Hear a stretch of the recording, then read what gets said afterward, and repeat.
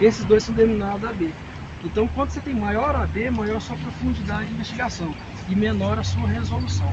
Então, as hastes, todas elas vão estar calibradas para ser injetar corrente ou medir potencial. Aí tem uma pergunta do pessoal da elétrica, mas as hastes metálicas ela pode se polarizar.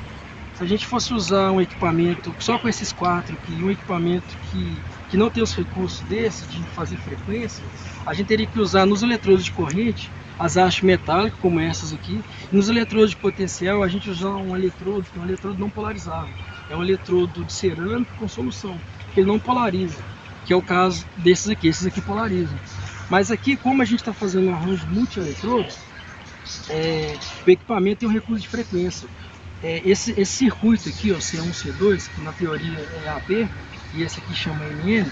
Bom, mas esse circuito AB, o equipamento, por ele estar usando tudo de haste metálica, ele faz uma polarização, ele inverte, ele usa uma frequência de muito baixa frequência, com efeito simplesmente de despolarizar esses dois. Então, na hora que a gente injeta a corrente elétrica aqui em meio de potencial, aqui é mais e menos, depois ele inverte menos, ele faz uma troca para despolarizar, fazer uma compensação. E além disso, ele tem, esse equipamento é um equipamento muito legal. Ele, além de poder fazer esse recurso, você pode ajustar o tempo que você quer essa frequência e depois tirar a média ou mediana disso, de acordo com o ruído existente. A gente tem algumas situações onde vai fazer aquisição próximo de rede elétrica.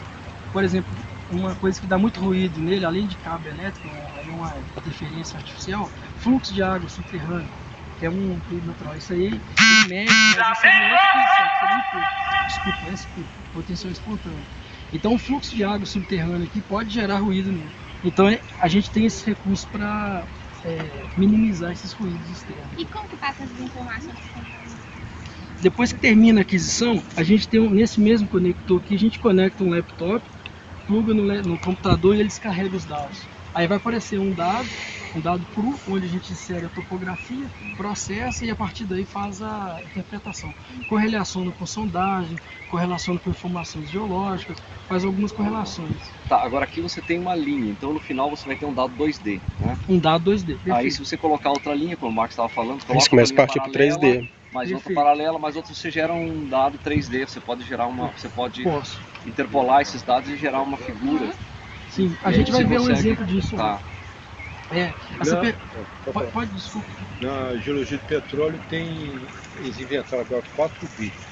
Sim. Na verdade é esse 3D, só que aí pega o tempo. Ele faz isso também. Ele tem um recurso que é bem bacana, que é para SP. SP é potencial espontâneo. Espontâneo, na verdade, é só um voltinho. Ele vai medir o potencial que está ali. Então, a gente já fez SP, onde a gente pode colocar esse equipamento e ajustar ele. Olha, eu quero que você mede agora e daqui a períodos em períodos você liga e mede. Então, ele vai fazendo medidas com um período, uma periodicidade de tempo, para você ir comparando. Então, dá para fazer um monitoramento elétrico, que é o que a gente fala. Outra coisa, bateria 12 volts. Quanto que vai ser injetado no solo? Até 400 volts, pode chegar.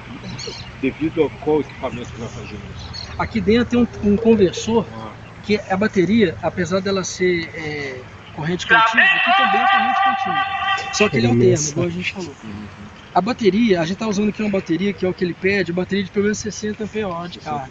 É uma bateria de 60 Ah, 12 volts. Ele pega esses 12 volts, eleva para 400 volts, mas os 60 Ah vai para 1. O máximo de amperagem, de intensidade de corrente, é 1 ampere.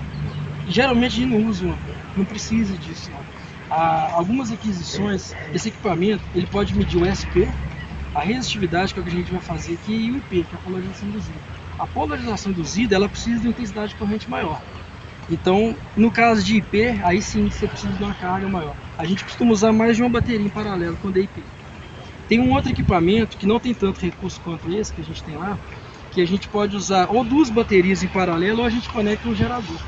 Gerador mesmo, gasolina e tal. Porque aí a gente precisa, são aquisições muito grandes e principalmente de polarização induzida. Aí a gente precisa de uma energia bem maior. Ou em regiões salinas. Você tem uma região aqui onde se fosse um mangue, uma região muito úmida, o potencial elétrico ele é muito atenuado. Então a gente tem que aumentar compensar isso com mais energia. ele também tem um recurso que chama SNR, relação sinal-ruído. Então os eletrodos de potencial, ele está medindo o potencial que a gente gerou, mas ele está comparando com o SP, com o ruído. Se a relação sinal-ruído ficar muito ruim, ficar muito baixo, a gente tem que aumentar, ele pede para a gente aumentar. Então aí requer mais energia. Se uma bateria dessa não for suficiente, a gente tem que passar para outro método. Esse é o famoso método de dar shopping mall. É, isso mesmo. Mas esse aqui não tem potência para isso não. Não. O de gerador sim. O de gerador é bem potente. Podemos?